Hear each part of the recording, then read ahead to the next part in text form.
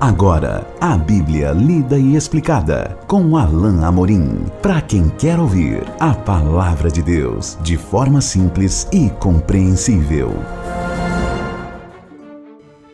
Olá, meu querido ouvinte, minha querida ouvinte. Estamos de volta com mais um programa A Bíblia Lida e Explicada. Eu sou o pastor Alain Amorim.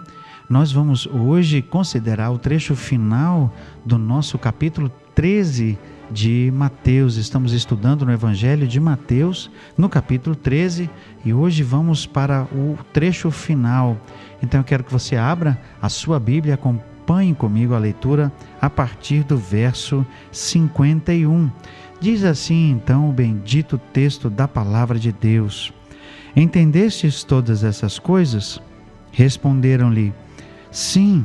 Então lhes disse: Por isso, todo escriba versado no reino dos céus é semelhante a um pai de família que tira do seu depósito coisas novas e coisas velhas. Tendo Jesus proferido estas parábolas, retirou-se dali. E chegando à sua terra, ensinava-os na sinagoga, de tal sorte que se maravilhavam e diziam: De onde lhe vem esta sabedoria e esses poderes miraculosos? Não é este o filho do carpinteiro? Não se chama sua mãe Maria e seus irmãos Tiago, José, Simão e Judas?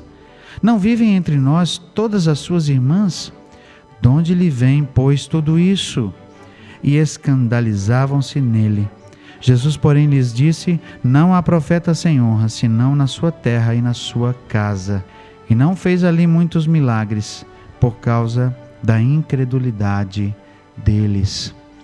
Ao chegar no final desse capítulo 13, Jesus faz uma pergunta aos seus discípulos para verem se eles estavam compreendendo e já certamente começando a prepará-los para o momento em que eles mesmos iriam disseminar, eles iriam levar a mensagem, eles mesmos seriam como semeadores do Evangelho, levando a mensagem a outras pessoas. Por isso nós lemos aqui no versículo 51, Entendestes todas essas coisas? Responderam-lhe: Sim. Então lhes disse: Por isso todo escriba versado no reino dos céus é semelhante a um pai de família que tira do seu depósito coisas novas e coisas velhas. Jesus estava aqui fazendo referência ao mestre da lei, ao escriba, aquele que conhecia a lei de Deus e que agora conhecia também o Evangelho, ou seja, essa pessoa tinha acesso ao conhecimento da Escritura, que nós conhecemos naquela época, era basicamente a Escritura que eles tinham, porque o Novo Testamento ainda não tinha sido escrito, era o conhecimento do Antigo Testamento, mas agora também o conhecimento do Evangelho. Jesus estava preparando os seus discípulos para o fato de que, assim como eles agora precisavam entender o Velho Testamento, o Antigo Testamento, à luz do próprio Jesus, à luz do Novo Testamento, à luz das novas verdades que Jesus estava trazendo e das novas verdades que surgiriam a partir da pessoa de Jesus. Hoje, quando você e eu olhamos para trás, e vemos, por exemplo, e talvez você tenha na sua mão aí todo o Antigo Testamento e o Novo Testamento, tudo junto, compilado em um livro só, que é a sua Bíblia. Talvez hoje tenhamos grande vantagem, certamente, porque naquele tempo os discípulos apenas tinham o Antigo Testamento e agora tinham a revelação de Jesus e aquilo que o próprio Espírito iria fazer ao inspirar os autores do que hoje nós temos como Novo Testamento. Mas o fato é que Jesus faz referência aqui ao fato de que coisas novas e coisas velhas seriam utilizadas, ou seja, ensinos do Antigo Testamento, como o próprio Mateus faz aqui quando ele coloca um texto do profeta Isaías, ensinos do Velho Testamento seriam entendidos de melhor forma, ou se teria uma nova compreensão sobre eles a partir de Jesus. É essa a referência aqui do depósito de coisas novas e coisas velhas. Ensinos antigos do Antigo Testamento que seriam renovados, que teriam uma nova perspectiva a partir de Jesus, uma nova compreensão, não necessariamente uma nova interpretação. Nós vimos isso, por exemplo, lá no Sermão do Monte, Quando Jesus disse: ouvistes o que foi dito, mas eu porém vos digo, era uma nova perspectiva. Jesus não estava desfazendo a lei. Aliás, ele já tinha dito que não tinha vindo desfazer a lei, mas tinha vindo cumpri-la. Jesus não estava fazendo pouco caso do Antigo Testamento, mas ele estava sim reafirmando as promessas, reafirmando os ensinos e trazendo a nova realidade e a nova perspectiva do reino. Por fim, aqui no trecho final do capítulo, Mateus registra que Jesus saiu dali e foi para a sua terra, que nós sabemos é a terra de Nazaré, onde ele cresceu com a sua família. Ele foi ali para aquelas pessoas que o conheciam. E você deve até pensar, como eu, ao ler esse trecho, certamente na sua casa, certamente na sua vizinhança, certamente nos arredores de onde ele cresceu, ele será muito melhor recebido, não é?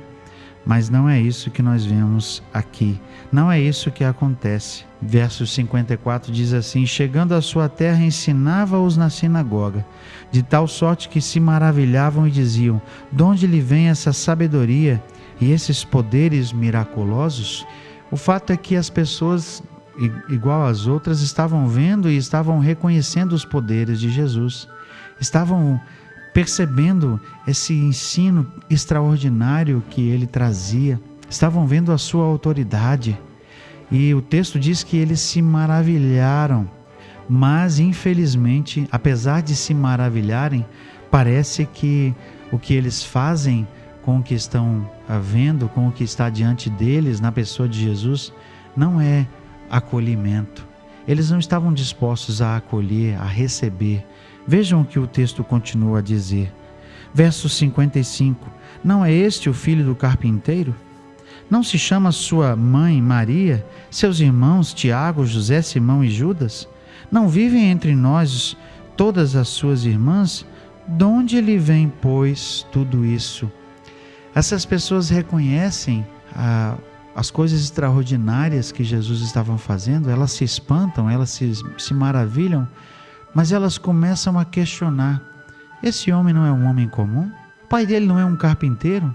Não está aqui a sua mãe, seus irmãos? Ou seja, ele não é mais um mero homem? Como pode então que ele faz todas essas coisas? E o texto diz que ao invés de reconhecer o poder de Jesus, ao invés de reconhecer a pessoa extraordinária que estava diante deles, o Filho de Deus, mais que um profeta, ao invés pelo menos de reconhecer em Jesus a figura de um profeta, esse povo, o texto diz, se escandalizou. Veja, o verso 57 diz assim: e escandalizavam-se nele, ou seja, se recusaram a reconhecer e se recusaram a crer em Jesus. Eles viram as obras, eles ouviram a mensagem ali na sinagoga. Certamente Jesus estava abrindo uma porção da Escritura, tentando ensinar, e ao invés de reconhecer, recusaram-se a crer em Jesus. Talvez eles se recusassem porque não acreditavam que Jesus era realmente tudo aquilo que ele estava dizendo ser. Talvez eles quisessem ver em Jesus alguém que fosse educado, que fosse alguém que tivesse sido criado e versado na lei, como muitos que eles respeitavam, mas eles não conseguiam respeitar o filho de um carpinteiro, um qualquer, um comum. Eles, na verdade, se ofenderam porque rejeitaram a mensagem. Eles se ofenderam porque não queriam crer na mensagem que Jesus estava trazendo. E aí então Jesus traz o juízo sobre eles. Traz o juízo como consequência daquela ação deles. E verso 57 diz assim: Jesus, porém, lhes disse: não há profeta sem honra, senão na sua terra e na sua casa. E não fez ali muitos milagres por causa da sua incredulidade.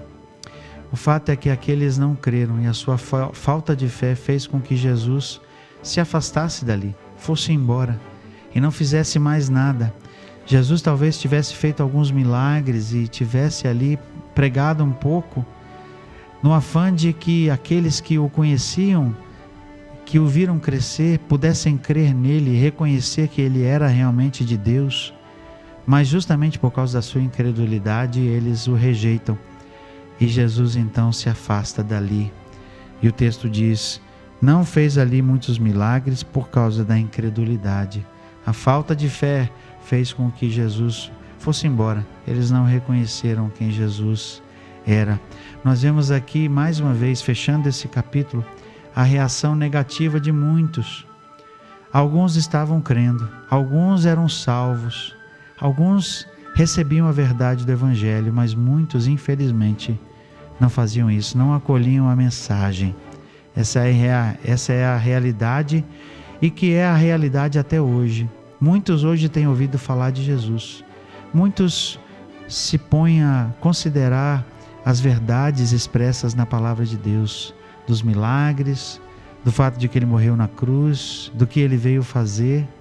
Muitos têm ouvido, mas poucos têm, na verdade, aceito a verdade do Evangelho. E eu espero em Deus que você seja uma dessas pessoas que está ouvindo e que está considerando e que quer obedecer, que quer seguir a Jesus, porque certamente é algo que vale a pena fazer. Nós chegamos ao final do nosso estudo de Mateus, capítulo 13. No próximo encontro vamos continuar o nosso estudo do Evangelho de Mateus, já no capítulo 14. Até lá, que Deus te abençoe. Acesse agora nossa plataforma e baixe os podcasts www.rede316.com.br. A Bíblia lida e explicada com Alain Amorim.